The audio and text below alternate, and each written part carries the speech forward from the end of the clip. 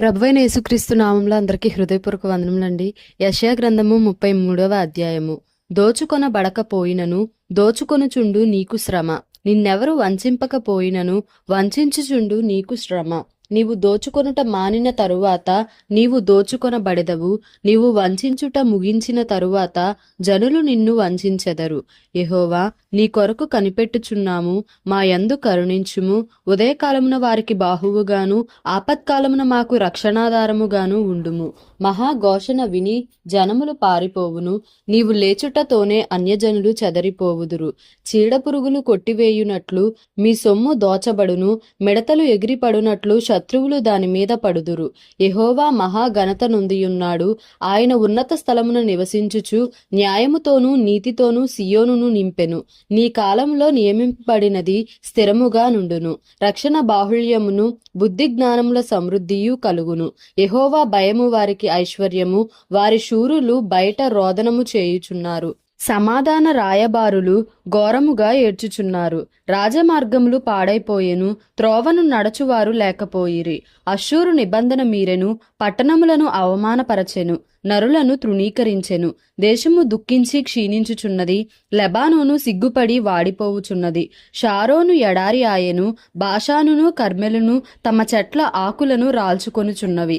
యెహోవా ఇట్లనుకొనుచున్నాడు, ఇప్పుడే లేచెదను, ఇప్పుడే నన్ను గొప్ప చేసుకునేదను, ఇప్పుడే నాకు ఘనత తెచ్చుకునేదను. మీరు పొట్టును గర్భము ధరించి కొయ్యకాలును కందురు. మీ ఊపిరియే అగ్ని అయినట్టు మిమ్మును దహించి వేయుచున్నది. జనములు కాలుచున్న సున్నపు బట్టీల వలెను, నరకబడి అగ్నిలో కాల్చబడిన ముళ్ల వలెను అగును. దూరస్తులారా ఆలకించుడి, నేను చేసిన దాని చూడుడి.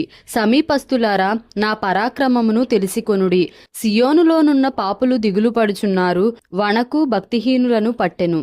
మనలో ఎవడు నిత్యము దహించు అగ్నితో నివసింపగలడు?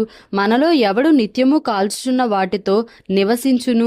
నీతిని అనుసరించి నడుచుచు యథార్థముగా మాటలాడుచు నిర్బంధన వలన వచ్చు లాభమును ఉపేక్షించుచు లంచము పుచ్చుకొనకుండా తన చేతులను మలుపుకొని హత్యాయను మాట వినకుండా చెవులు మూసికొని చెడుతనము చూడకుండా కన్నులు మూసికొనివాడు ఉన్నత స్థలమున నివసించును. పర్వతములలోని శిలలు అతనికి కోటయగును.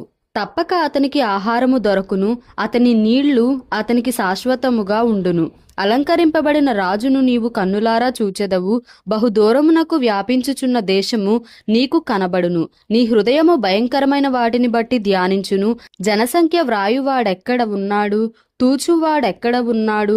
బురుజులను లెక్కించువాడెక్కడ ఉన్నాడు? నాగరికము లేని ఆ జనమును, గ్రహింపలేని గంభీర భాషయు, నీకు తెలియని అన్య భాషయు పలుకు ఆ జనమును నీవికను చూడవు. ఉత్సవ కాలములలో మనము కూడుకొనుచున్న సియోను పట్టణమును చూడుము. నిమ్మళమైన కాపురముగాను తీయబడని గుడారముగాను నీ కన్నులు యెరూషలేమును చూచును. దాని మేకులెన్నడునూ ఊడదీయబడవు, దాని త్రాళ్లలో ఒక్కటి అయినను తెగదు. అచ్చట యెహోవా ప్రభావము గలవాడై మన పక్షమున నుండును. అది విశాలమైన నదులును కాలువలును ఉన్న స్థలముగా ఉండును. అందులో తెడ్ల ఓడ ఏదియూ నడువదు, గొప్ప ఓడ అక్కడికి రాదు. యెహోవా మనకు న్యాయాధిపతి, యెహోవా మన శాసనకర్త, యెహోవా మన రాజు, ఆయన మనలను రక్షించును.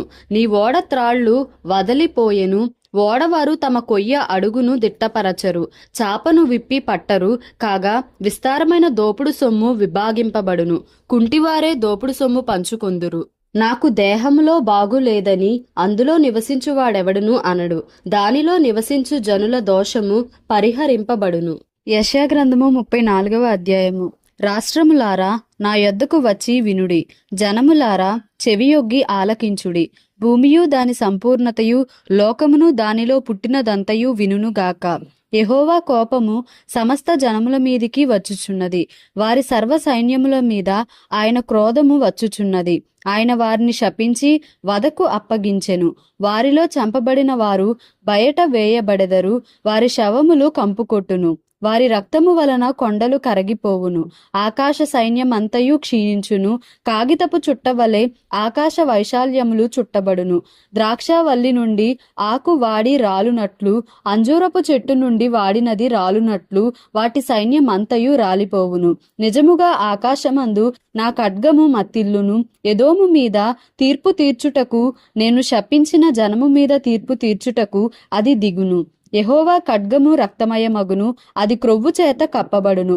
గొర్రెపిల్లల యొక్కయు మేకల యొక్కయు రక్తము చేతను, పొట్టేళ్ల మూత్ర గ్రంథుల మీది క్రొవ్వు చేతను కప్పబడును. ఎలయనగా బొస్రాలో యెహోవా బలి జరిగించును. ఎదోము దేశములో ఆయన మహా సంహారము చేయును. వాటితో కూడా గురిపోతులను, వృషభములను, కోడెలను దిగిపోవుచున్నవి. ఎదోమీయుల భూమి రక్తముతో నానుచున్నది. వారి మన్ను క్రొవ్వుతో బలిసియున్నది. అది యెహోవా ప్రతిదండన చేయు దినము, సియోను వ్యాజ్యమును గూర్చిన ప్రతీకార సంవత్సరము. ఎదోము కాలువలు కీలగును, దాని మన్ను గంధకముగా మార్చబడును. దాని భూమి దహించు గంధకముగా ఉండును. అది రేయింబగళ్ళు ఆరకయుండును. దాని పొగ నిత్యము లేచును. అది తరతరములు పాడుగా నుండును. ఎన్నడును ఎవడును దానిలో బడి దాటడు. గోడ బాతులును ముళ్ళ పందులును దాని ఆక్రమించుకొనును. గొడ్లగూబయు కాకియు దానిలో నివసించును. ఆయన తారుమారు అను కొల నూలును చాచును, శూన్యమను గుండును పట్టును. రాజ్యము ప్రకటించుటకు వారి ప్రధానులు అక్కడ లేకపోవుదురు. దాని అధిపతులందరూ గతమైపోయిరి. ఎదోము నగరులలో ముళ్ళ చెట్లు పెరుగును. దాని దుర్గములలో దురదగొండ్లును గచ్చలును పుట్టును. అది అడవి కుక్కలకు నివాస స్థలముగాను, నిప్పుకోళ్లకు సాలగాను ఉండును. అడవి పిల్లులను నక్కలను అచట కలిసికొనును. అచట అడవి మేక తన తోటి జంతువును కనుగొనును. అచట చువ్వపిట్ట దిగి విశ్రమ స్థలము చూచుకొనును. చిత్తగూబ గూడు కట్టుకొనును. అచట గుడ్లు పెట్టి పొదిగి నీడలో వాటిని కూర్చును. అచ్చటనే తెల్లగద్దలు తమ జాతి పక్షులతో కూడుకొనును. యెహోవా గ్రంథమును పరిశీలించి చదువుకొనుడి. ఆ జంతువులలో ఏదియూ లేకయుండదు. దేని జతపక్షి దాని యొద్ద ఉండక మానదు. నా నోట నుండి వచ్చిన ఆజ్ఞ ఇదే. ఆయన నోటి ఊపిరి వాటిని పోగు చేయును. అవి రావలనని ఆయన చీట్లు వేసెను. ఆయన కొలనూలు చేత పట్టుకొని వాటికి ఆ దేశమును పంచిపెట్టును. అవి నిత్యము దాన్ని ఆక్రమించుకొనును. యుగ యుగములు దానిలో నివసించును. యెషయా గ్రంథము 35వ అధ్యాయము. అరణ్యమును ఎండిన భూమియు సంతోషించును. అడవి ఉల్లసించి కస్తూరి పుష్పము వలె పూయును. అది బహుగా పూయుచు ఉల్లసించును. ఉల్లసించి సంగీతములు పాడును. లెబానోను సౌందర్యము దానికి కలుగును. కర్మెలు షారోనులకున్న సొగసు దానికుండును. అవి యెహోవా మహిమను, మన దేవుని తేజస్సును చూచును. సడలిన చేతులను బలపరచుడి.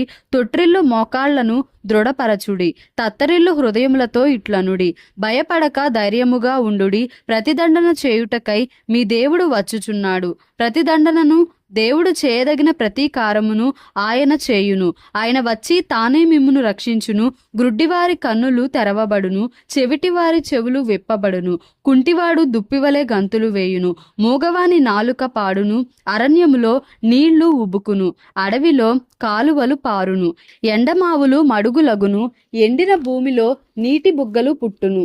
నక్కలు పండుకొనిన వాటి ఉనికి పట్టులో జమ్మును తుంగగడ్డియు మేతయు పుట్టును. అక్కడ దారిగానున్న రాజమార్గము ఏర్పడును. అది పరిశుద్ధ మార్గం అనబడును. అది అపవిత్రులు పోకూడని మార్గము. అది మార్గమున పోవు వారికి ఏర్పరచబడును. మూడులైనను దానిలో నడుచుచు త్రోవను తప్పకయుందురు. అక్కడ సింహం ఉండదు. క్రూర జంతువులు దాని ఎక్కవు. అవి అక్కడ కనబడవు. విమోచింపబడిన వారే అక్కడ నడచుదురు. యెహోవా విమోచించిన వారు పాటలు పాడుచు తిరిగి సియోనునకు వచ్చెదరు. వారి తలల మీద నిత్యానందముండును. వారు ఆనంద సంతోషములు గలవారై వచ్చెదరు. దుఃఖమును నిట్టూర్పును ఎగిరిపోవును. దేవుడి పరిశుద్ధ వాక్యంను మన వినికిడిలో దీవించి ఆశీర్వదించునుగాక. Amen. Please like, share and subscribe for more videos.